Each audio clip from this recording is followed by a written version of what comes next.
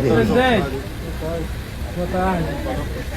E ela aqui, me vê? Com certeza. Vamos apoiar o senhor. Uma coisa bonita em Brasil. E eu vim da Flórida.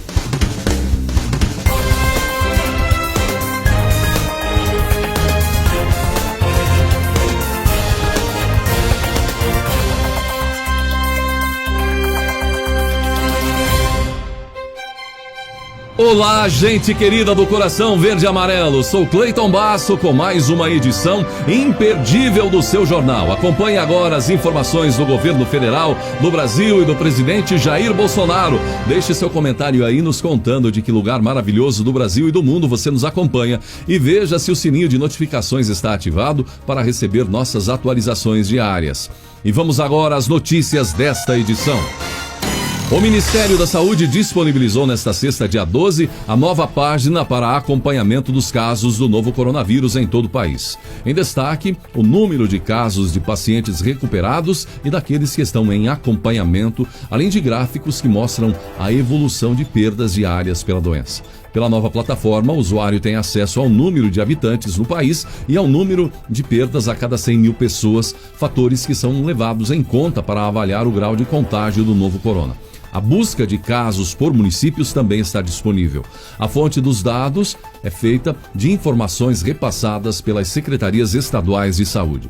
E em outro contexto, o governo federal tem sido um fator preponderante para que milhões de famílias tenham sustentabilidade nesta crise. Para enfrentar um dos momentos mais difíceis da história, o governo Bolsonaro montou essa rede, que é a maior rede de proteção já vista na história do Brasil. Mais de 60 milhões de pessoas estão recebendo o dinheiro do auxílio emergencial para enfrentar a pandemia. Embora alguns tenham tido algum estresse inicial para a habilitação eletrônica, a ajuda agora é reconhecidamente de grande valia pelos brasileiros.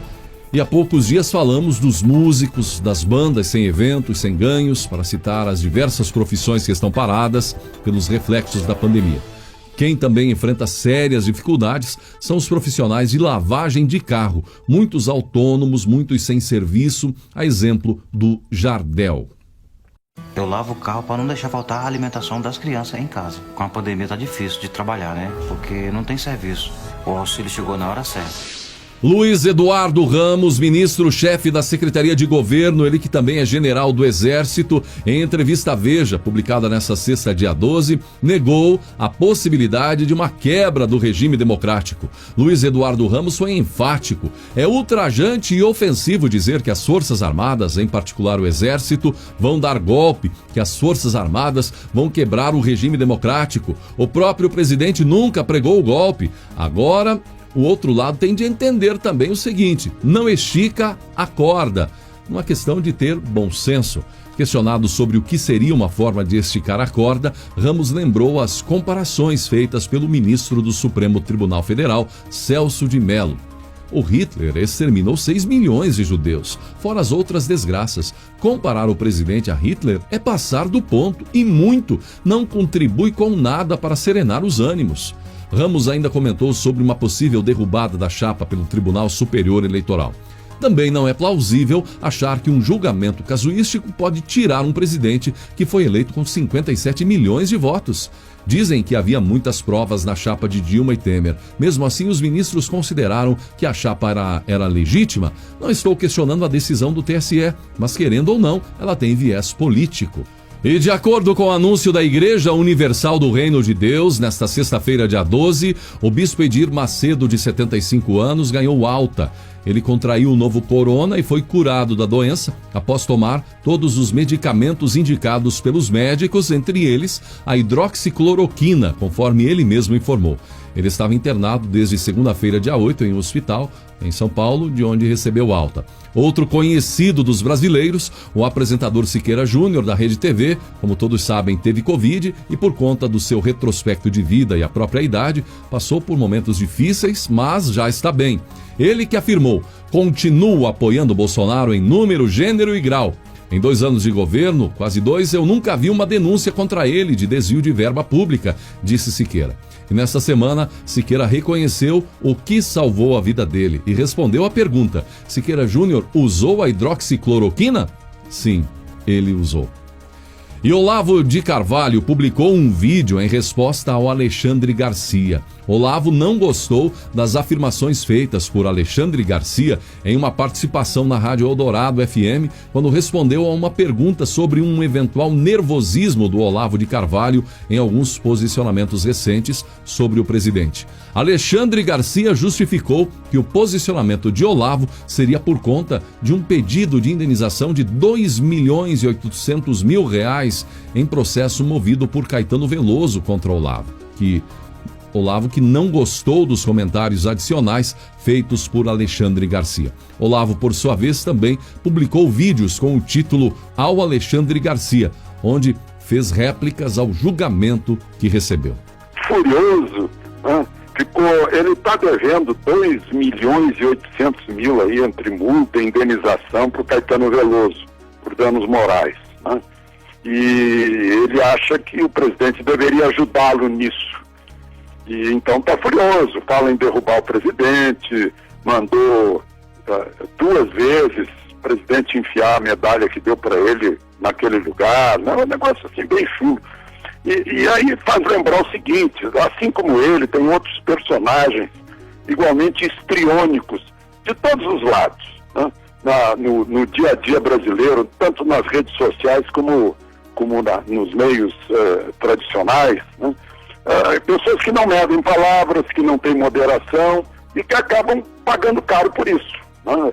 É um aviso isso, porque esse histrionismo, essa teatralidade para ganhar audiência, ganhar seguidores, né, tem um preço, né? Agora é engraçado que ele rompeu, as primeiras palavras dele foram de rompimento total, né? Ele nunca negou que fosse guru do presidente, embora isso não esteja comprovado. Ele foi carimbado como guru e gostou. O que se ouviu do presidente até hoje, que tinha uma gratidão por ele, porque ele foi um dos primeiros a apoiar a candidatura de Bolsonaro lá atrás, né? E os filhos são fãs dele. Mas enfim, rompeu, depois acho que se arrependeu, passou aquela cabeça quente e disse que continuaria apoiando o presidente, mas que não esperasse mais palavras doces. A personalidade histriônica é bem típica, a pessoa se julga centro do mundo, né, e alvo de todas as atenções, e age assim. Alô, Alexandre Garcia, eu acabo de ver um vídeo seu no qual você mente a meu respeito. Você começa dizendo que eu estou devendo R$2.800.000 de uma multa para o senhor Caetano Veloso, não estou devendo ainda, isso ainda está em discussão. E você diz que eu quero que o governo me ajude a pagar isso aí. Isso é uma mentira sórdida, eu não pedi dinheiro para ninguém. O que eu pedi foi ajuda judicial, preciso de advogados e preciso de alguns serviços de investigação que o governo poderia fazer para mim.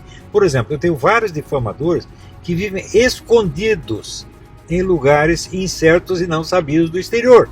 Eu vou lhe dar um exemplo, por exemplo, esse tal do seu Júlio Severo. Esse cara está escondido do Brasil há mais de 20 anos, escrevendo coisas contra mim. Ele escrevia para todos os membros do Interamérica Institute. Toda semana tinha uma mensagem me acusando de terrorista, de espião, de contrabandista de droga, de tudo que você pode imaginar.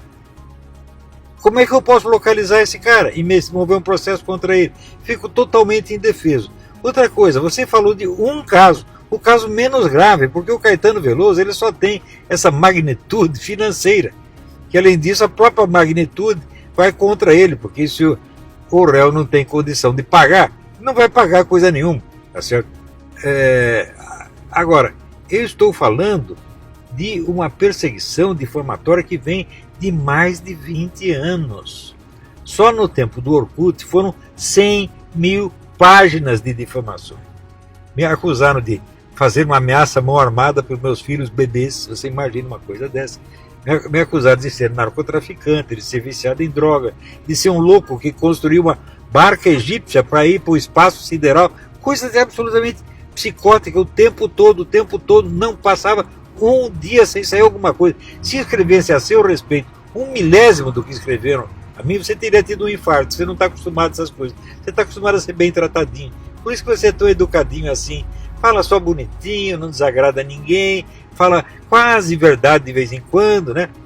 O que pela média da mídia brasileira é até excessivo. Né? Então, veja, vê se toma vergonha nessa sua cara. Você tem a minha idade, um pouquinho mais ou menos, e ainda não cresceu, rapaz. Fica transformando, dizer, o caso mais volumoso de difamação já sofrido por um cidadão particular, não no Brasil, mas no mundo. Eu estou falando isso porque eu calculei, eu sei a quantidade de coisa. Né? Eu estou falando disso se você reduz a um caso, uma multinha, ou multona. Você não tem vergonha de fazer isso, rapaz? Você acha que se eu tivesse só esse problema com o Caetano Veloso, eu ia pedir ajuda para quem quer que fosse? Né? E se eu fosse pedir dinheiro, eu pediria em particular para algum amigo meu rico. Não ia sair, né, alardeando e pedindo dinheiro para o governo. Você lembra a última vez que espalharam que eu tinha pedido dinheiro para o governo, que eu tinha pedido para o general Santos Cruz? Teve que vir o próprio Santos Cruz e dizer, não, ele não me pediu nada. E agora também. Vai perguntar para o Bolsonaro se eu pedi alguma coisa para ele. É? Então, você não se interessa pela verdade, meu filho, só se interessa pela aparência. Como todo jornalista brasileiro. Você é apenas um jornalistinho, um repórterzinho. Leva uma certa vantagem sobre os outros pela sua idade, pela sua experiência. Mas olha, depois dessa eu não te respeito mais não, rapaz. Tá? Vai enganar a sua turma, vai enganar lá as suas mulheres, a sua plateia, sabe? A mim você não me engana. Ele disse que eu fui rotulado de guru do Bolsonaro e gostei desse título e comecei a aproveitá-lo para me promover. Ora, vá a merda, rapaz. Todos os meus leitores, todos, sem exceção, sabem que desde o primeiro dia eu protestei contra essa designação, ela não me elogia de maneira alguma, isso aí é uma coisa de reduzir a máxima vulgaridade da política diária, um trabalho sério de muitas décadas. E você, o Alexandre, com isso aí você provou o seguinte, você não lê sequer os meus posts do Facebook, você não sabe nada da minha obra, nada da minha pessoa, nada da minha atuação, você inventa e daí expõe a sua invenção com esse ar de seriedade. E você me diz que o histriônico foi eu, você sabe o que quer dizer histriônico? Também não sabe. Histriônico quer dizer ator, o ator é você. Você faz essa carinha de bom menino para poder inventar e mentir e adquirir credibilidade, coisa que eu nunca fiz na minha vida, tá bom? E o presidente Jair Bolsonaro continua forte como a personalidade mais influente no debate político nas redes sociais, segundo o ranking elaborado pela Quest Consultoria a pedido de Veja.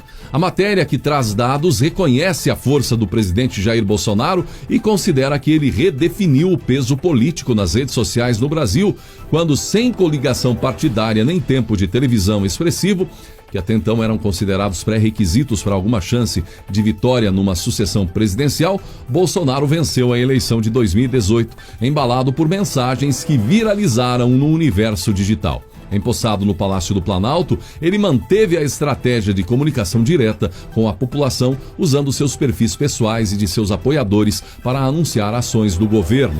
O ranking traz o presidente Bolsonaro em primeiro lugar na liderança. O youtuber Felipe Neto aparece em segundo lugar, Luciano Huck em terceiro, Anitta em quarto e Carla Zambelli em quinto e Lula em sexto. Entre os 10 também estão o deputado federal Eduardo Bolsonaro, o vereador do Rio Carlos Bolsonaro e o senador Flávio Bolsonaro, os 3 filhos do presidente Jair Bolsonaro. A primeira-dama Michele Bolsonaro anunciou que irá iniciar uma série de aulas gratuitas através de seu perfil oficial no Instagram. Ela ensinará a língua brasileira de sinais, Libras. Michele, que tem fluência na linguagem para surdos mudos, iniciou seu novo projeto já no início desta semana, na segunda-feira, dia 8. Ela afirma que irá postar lições diárias. Michele, que é bastante engajada em causas sociais em favor a pessoas com deficiência, começou seu primeiro dia de ensinamentos mostrando como se diz boa tarde em Libras nesta semana. O intuito da esposa do presidente Jair Bolsonaro é fazer com que mais pessoas se conscientizem na importância em saber falar a linguagem utilizada por cidadãos surdos, a fim de aumentar a inclusão destes cidadãos. O Instagram oficial da primeira-dama é instagram.com/Michele Bolsonaro. Uma bela iniciativa, um exemplo realmente para todos nós. E se você é um daqueles brasileiros com baixa autoestima, se você acha que não tem inteligência o suficiente para vencer, para alcançar novos patamares, para crescer, para superar os problemas, preste atenção. Beethoven era desajeitado com o violino e preferia tocar suas próprias composições, em vez de melhorar sua técnica. Ele queria compor. Seu professor o considerava sem esperança como compositor. Walt Disney foi despedido pelo editor de um jornal por falta de ideias. Ele também foi à falência várias vezes antes de construir a Disneylândia. Os professores de Thomas Edison, o inventor da lâmpada, disseram que ele era burro demais para aprender qualquer coisa. Albert Einstein só falou aos 4 anos de idade e só leu aos 7. Seu professor o descreveu como mentalmente lento, não sociável e sempre perdido em seus sonhos. Foi expulso da escola e recusado na Escola Politécnica de Zurique. Louis Pasteur, cientista que inventou a pasteurização, a vacina contra a raiva e seus estudos que mudaram a história da medicina. Pasteur foi um aluno apenas medíocre no primeiro ano da faculdade e, entre 22 alunos de química, ele foi o 15º. Isaac Newton, o pai da ciência moderna, foi péssimo aluno no primeiro grau.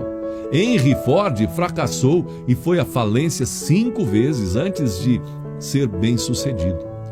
Winston Churchill foi reprovado na 6ª série. Só se tornou primeiro-ministro da Inglaterra aos 62 anos, depois de uma vida de derrotas e fracassos. E por fim, 18 editoras recusaram a história de 10.000 palavras de Richard Bach sobre uma gaivota que planava, Fernão Capelo Gaivota, até que uma finalmente aceitou a publicação em 1970. 5 anos depois, Fernão Capelo Gaivota já havia vendido mais de 7 milhões de exemplares só nos Estados Unidos e até hoje continua vendendo. Dizer isso para incentivá-lo, querido brasileiro. Não importam suas dificuldades, desafios, cuide dos seus pensamentos. Só eles podem derrubá-lo em definitivo. Desistir da vida não pode ser opção. A realidade de hoje pode ser totalmente diferente da realidade futura. Conversei há pouco com um radialista que já viu, já enxergou, mas que hoje é cego, deficiente visual. E ele me contava que em seus programas ele costuma terminar sempre dizendo uma frase, e é com ela que encerramos a edição de hoje. Grandes coisas estão por vir. Coisas maravilhosas estão para acontecer na sua vida. Acredite e afaste os maus pensamentos com fé e oração. Não desista. Olhe para o alto. E que Deus abençoe a você e a sua família com um excelente final de semana.